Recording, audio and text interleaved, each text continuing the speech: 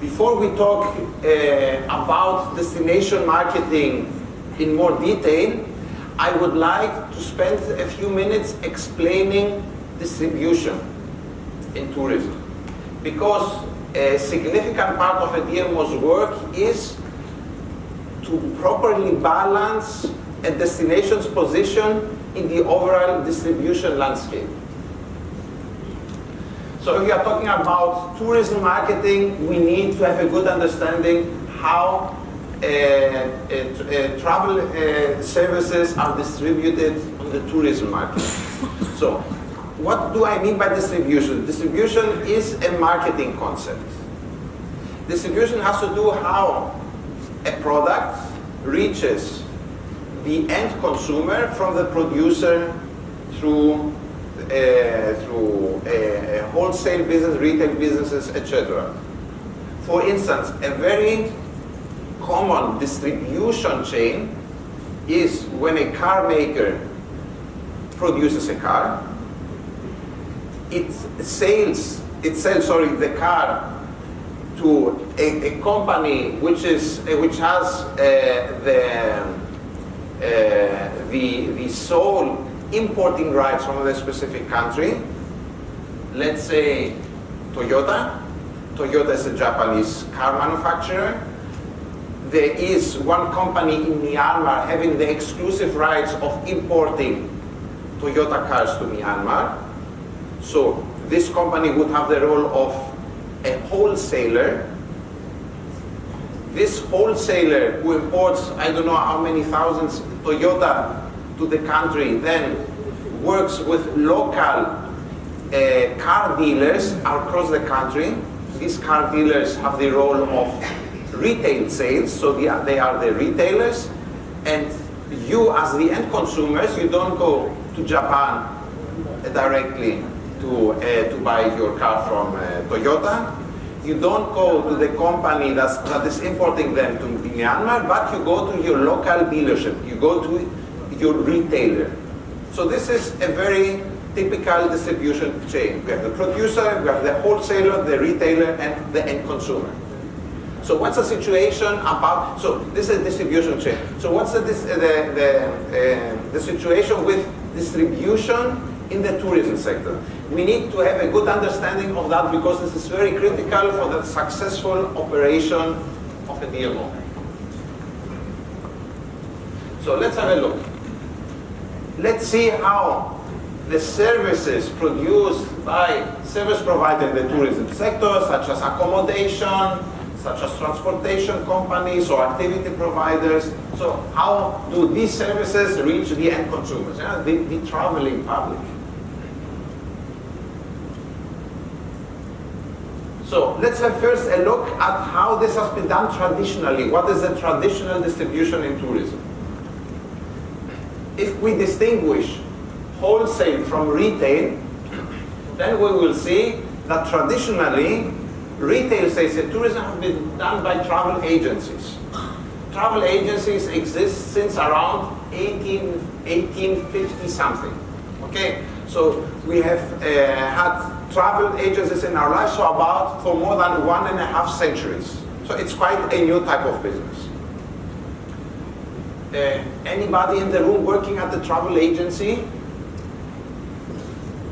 Okay, so I'm referring to your sector.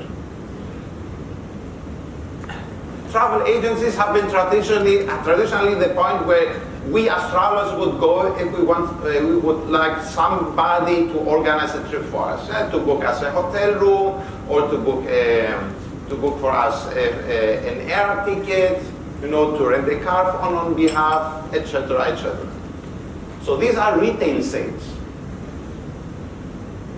After the Second World War, around 1955, a new type of business emerged.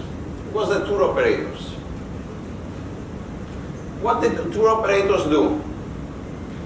They made bulk purchases from the service providers. So they did go to an airline, and they did not ask, for 1 or 2 seats on a specific flight.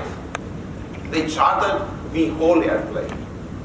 They did not go to a hotel to book 2 rooms, but they told the hotel, I want to book 50% of all your room capacity for next year.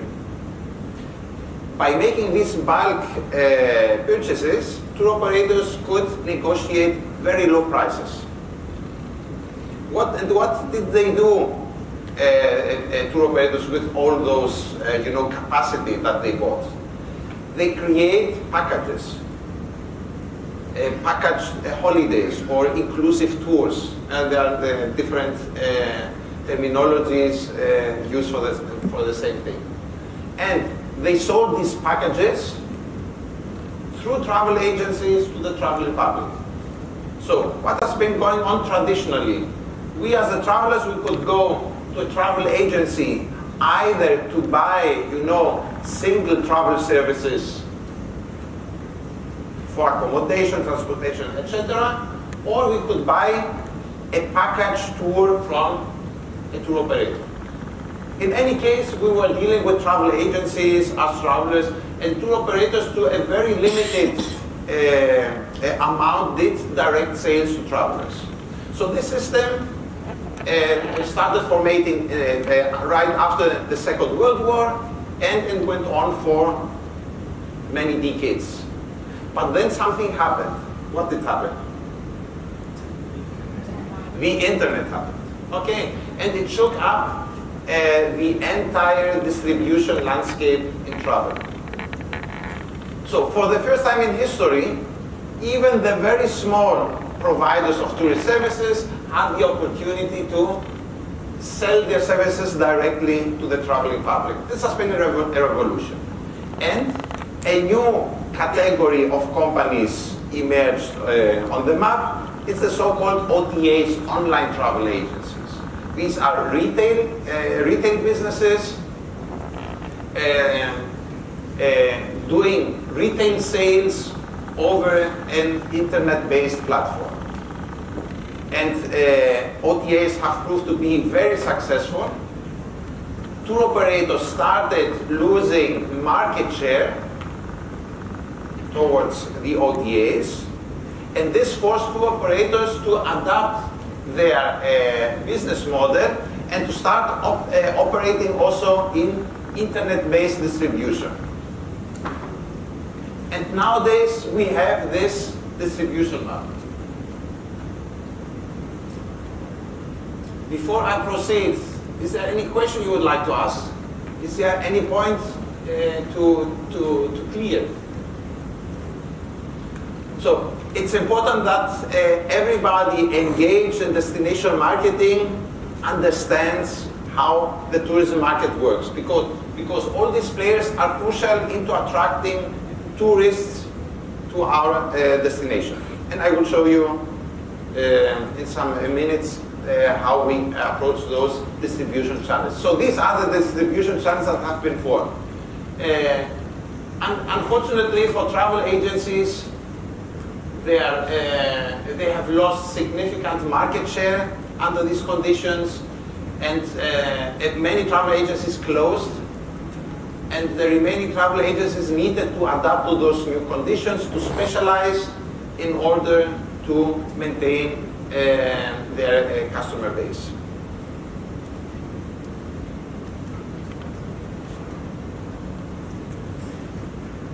So what I'm showing you here, let's go to the first column of this table. So what do we see here in this column? We see the 10 largest European tour operators in 1999. The number you see stands for their annual turnover in billion of euros. So as we can see, Europe's largest tour operator in the year 1999 was TUI, a German-based company, with a turnover of over 7 billion euros. Over the years, we saw a growing number of mergers and acquisitions between those large players. So in red, you can see which tour operators TUI gradually absorbed to grow to the year 2015 to 20 billion euros turnover. In blue, you can see which tour operators are forming what today is known as Thomas Cook. In green, you can see other tour operators forming what nowadays is called their tour. So we see that there have been many mergers and acquisitions in Europe, driven mostly by German tour operators, German-British tour operators. Out of the 10 largest tour operators of Europe, today only remain 3 major operators, 3 mega operators. And the 10th among them, Club Med, has been bought by Chinese investors. So, what we are dealing with is a large concentration of power within distribution. So we have, from a European perspective, a few very large players deciding on where travelers are going to go. This concentration of power is not limited to tour operators. Also in the field of OTAs, we see a similar concentration of power. So Expedia, as you can see here, has bought up many other tour operators, many other OTAs, to form a large portfolio of OTA brands, of distribution brands. It used to have also TripAdvisor, you see it in brackets, but it was forced to sell off TripAdvisor. Now TripAdvisor is an independent operation, independent from Expedia. Then the second major group among OTAs is Priceline, which includes Booking.com, the world's most successful OTA. So we see in online distribution, those two groups, controlling most of the market and growing and growing. In some countries, there are some local DMOs which command a significant market share, such as in China. The largest OTA in China is Ctrip. There are also large local OTAs in Germany, as a HRS, in India, etc., etc. But anyway, globally, these are the two dominating forces in online distribution. However, they are also facing strong competition. Many other companies want to enter this market because it's a very profitable one. So we see TripAdvisor trying over the last few years into morphing into an OTA itself, with limited success so far. Anyway, they are trying to get a piece of the pie. Then everybody is wondering when Google is going to enter this market. So Google is also flirting, with entering online distribution for travel-related services, but they haven't done this step so far, and we are not sure if they are going to do it. Then there's Airbnb also taking up a big chunk of the market, and we are seeing now also hotels using Airbnb as a platform to sell their rooms. Then there are operators of flash sale, etc. So it's getting quite crowded and busy also in the online distribution landscape. In any case, we as DMOs have to deal with large players, very influential players in a market that faces very strong competition. So we need to understand how the market operates in order to achieve the best possible results for the benefit of the local tourist businesses that we represent. So what are we actually selling in tourism? We are selling experiences. So we are not selling cars, we are not selling wine, we are not selling clothes, we are selling experiences.